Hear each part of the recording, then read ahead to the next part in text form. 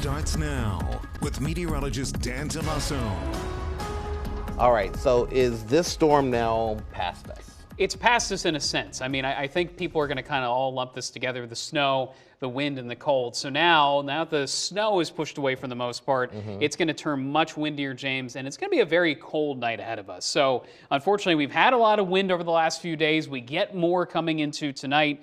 And really, it's a result of a very cold weather pattern, but it doesn't last for that much longer. Yes, it's in the extended forecast through the weekend, but next week already turning the corner to more warmth. So right now we had the snow overnight through this morning. Some places 2 to 3 inches of snow, perhaps a little bit more for a select few locations. But one thing to keep note of, the State College radar, which is located right about there, has been down since early this morning. So while this looks like it's totally done in terms of snow shower activity, it's not quite reality. So right now, radar not super helpful, but we are getting some returns from the southern radar site showing a few lingering snow showers over parts of the Cumberland Valley. But notice here in Chambersburg, the flakes are very, very tiny. Nothing more is really accumulating. A little bit of wind starting to pick up there, but it's not super blustery yet. Still some low visibility in Dillsburg. So what the wind will help with, pushing a lot of these clouds, these lower cloud decks out and allowing for a little bit better visibility. Still snowing pretty good here in Manheim, but notice the roads holding up pretty well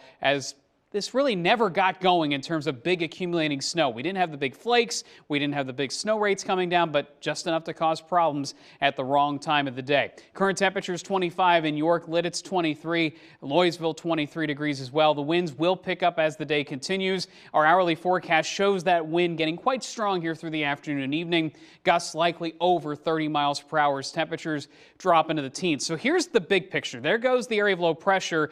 Big high coming in off to the west. That promises more sunshine tomorrow, but it's more reinforcing chill that we have to deal with through the end of the week. So again, there's the clearing. It may take longer than what this model is showing to see some sunshine here today, but tomorrow does offer that sun. Keep in mind it's blustery tonight through tomorrow. By Thursday, we turn back over to cloud cover, and that locks in the chill. So once again, heading into Friday with the next chance of snow, it's a chance of all snow for the region because of the cold air locked in place. What does it look like? Another storm swinging through that doesn't necessarily provide heavy snow, but more disruptive snow. And I think the biggest issue with this, while it was an issue for the morning commute today, this snow could go from the morning commute until the evening commute. So I, right now, anticipate more closures here for Friday. So if you're trying to plan your week, keep that in mind. Even though it's not a ton of snow potentially in the forecast, James, we know how this works. It's all about timing. You know, we had one snow 2 weeks ago that happened on a weekend. Wasn't that big of a deal impact-wise, but when you have snow,